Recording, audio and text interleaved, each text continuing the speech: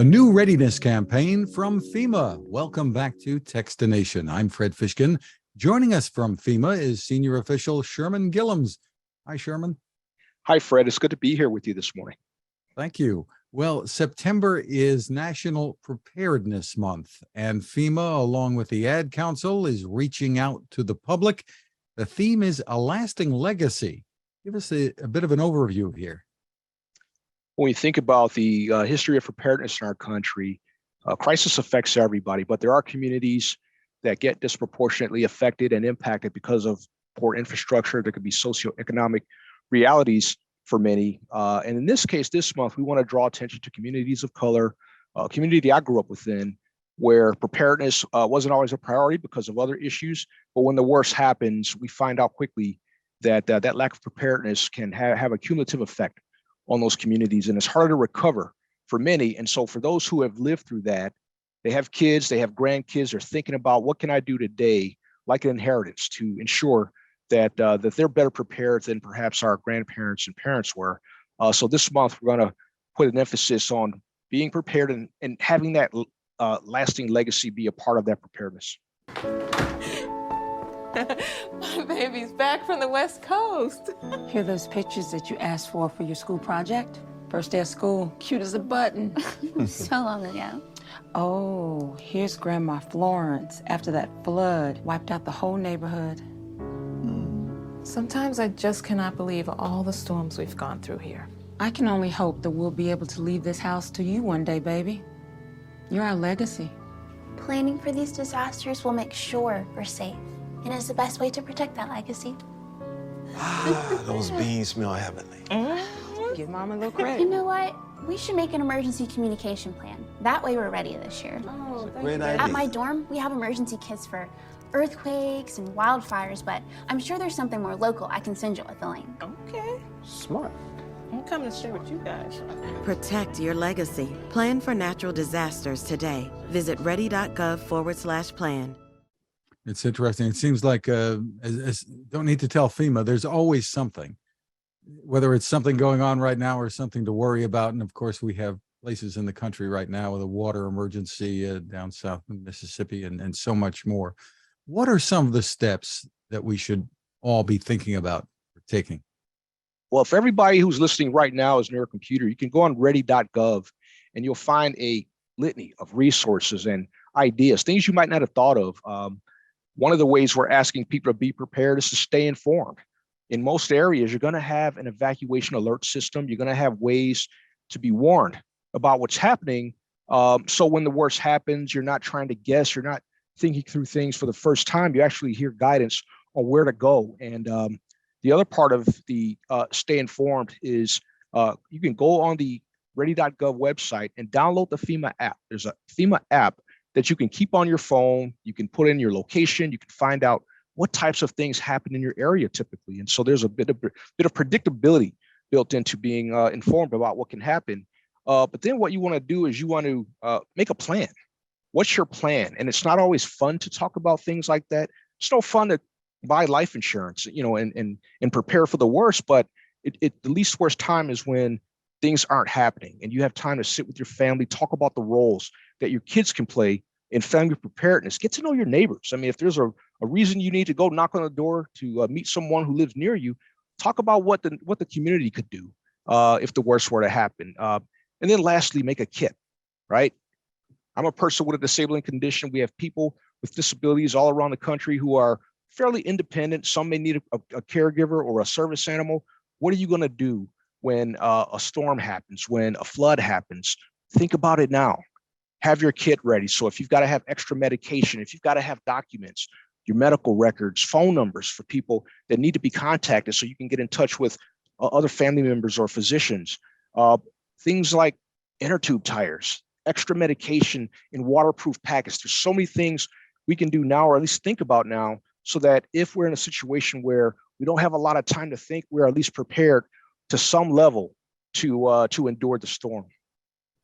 For a lot of people, they may wonder where the line is. There can be a fine line between being, I guess, what you'd call a worrywart, someone who's always nervous about things, and someone who's trying to be sensible, being prepared here.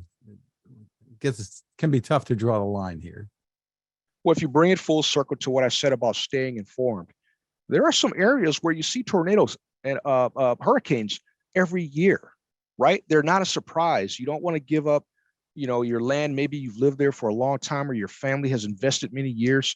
So it's not as if we're asking people to constantly worry, but we are saying that the worst time to realize you need a plan is when you don't have one and the crisis sits on top of you. So again, it's just like buying life insurance. It's just like doing all the things you do for your loved ones, writing a will, all those things. They're not fun, but the best time to explore and maybe worry a little bit, because you do have to think about, what happens to your home if it's wiped away in a tornado alley or an area where hurricanes are typical. And if you put a little bit of thought into that when the stress doesn't sit upon you, it's not really worrying. It's really just being prepared. And one of the things that we've been seeing of late, I suppose, are areas that maybe weren't prone to certain types of disasters before. All of a sudden, you're seeing tornado warnings. I live in New Jersey, and we've seen tornado warnings where we never saw them before, or at least with that kind of frequency. So things are changing. Well, many states, you think about a place like New Jersey, and you think about the metropolitan area. There are some rural areas in New Jersey. There are some areas that are as rural as parts of Kentucky and Montana. Here in Virginia, you've got trees everywhere, mudslides, things like that can happen. It doesn't have to be, when you think about an emergency, it's not always a tornado or hurricane. Sometimes it can be a flood because of an artificial reservoir. We saw what happened in Sandy in Houston. That wasn't floodwaters from the ocean. That was a dam that had given way. And of course, Katrina is perhaps the most compelling case study for what can happen when weather meets man-made vulnerabilities, and it culminated into what was perhaps one of the worst disasters in modern times.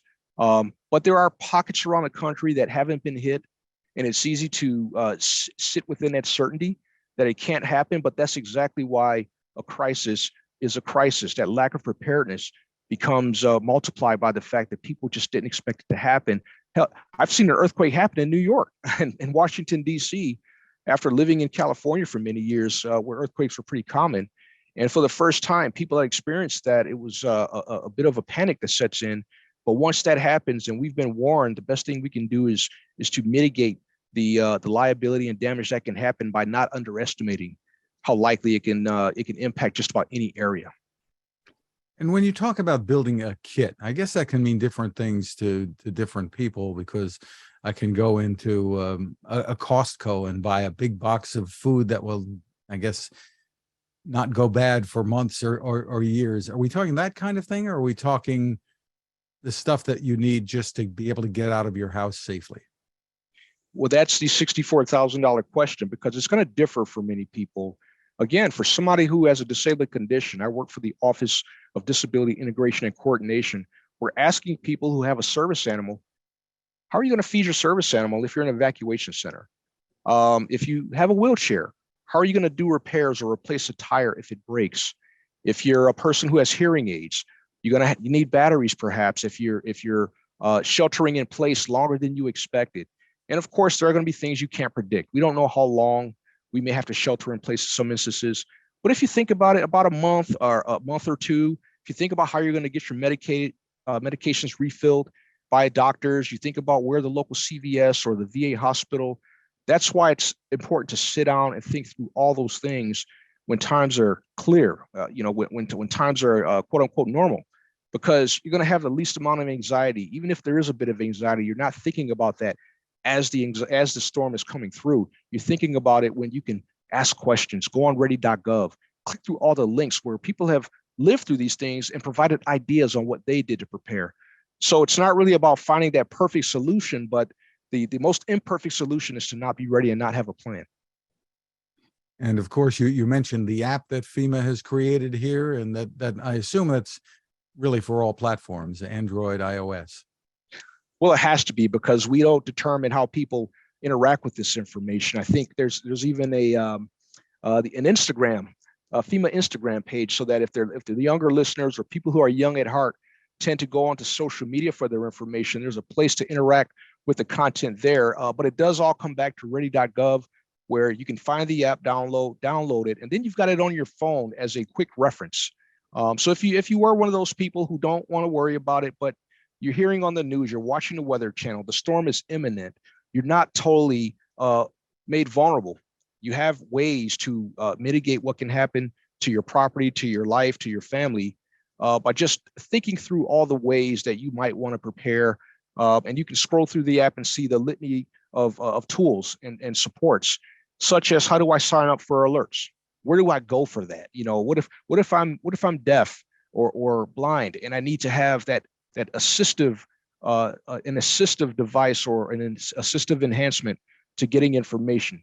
Those things have all been thought through, and they're available for anyone who wants to go on ready.gov and find out more about it. Again, the site, we've said it a few times, ready.gov. Sherman Gillums, thank you so much for spending time with us. I appreciate the opportunity to do so.